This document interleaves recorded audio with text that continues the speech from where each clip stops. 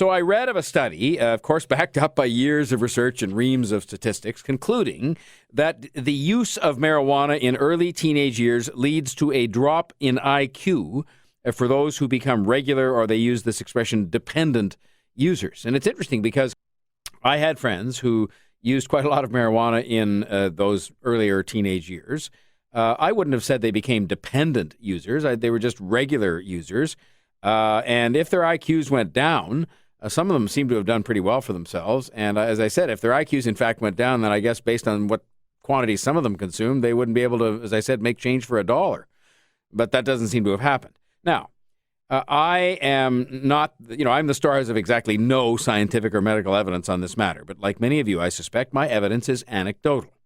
I have friends from those years, as I said, who smoked a lot of dope, way more than the occasional experimentation that I did.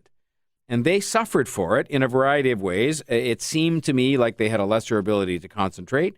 It seemed to me that a lot of them had apparently reduced drive and so on. But I always wondered this.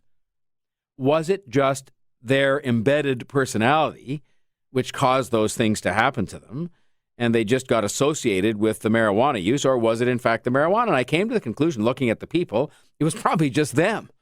Whether they used marijuana or not, or alcohol or any other thing they might have used, their personality was such they were people who were less likely to have a burning ambition and perhaps less likely to concentrate, and oftentimes those things go together.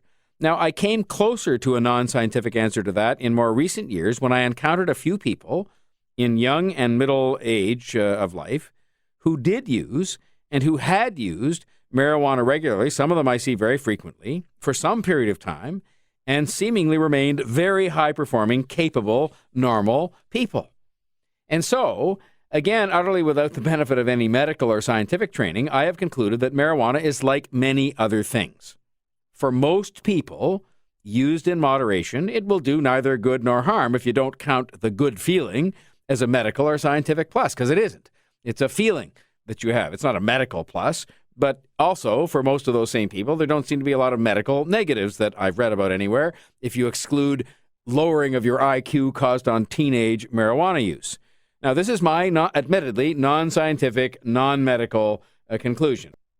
And I think that we then can, of course, have the science people come, the medical people and the science people, and if they wish to do so, advance any evidence they have that marijuana use is, in fact, medically dangerous, that it does reduce IQ if people have that evidence to offer, or whatever, and that it can, as some people would argue, quite, vociferously, lead to the use of other drugs. I never really saw that. And again, I tend to think anybody who graduated from using marijuana to some other drug probably had a predisposition to do that anyway based on their personality, more so than based on some medical or scientific explanation.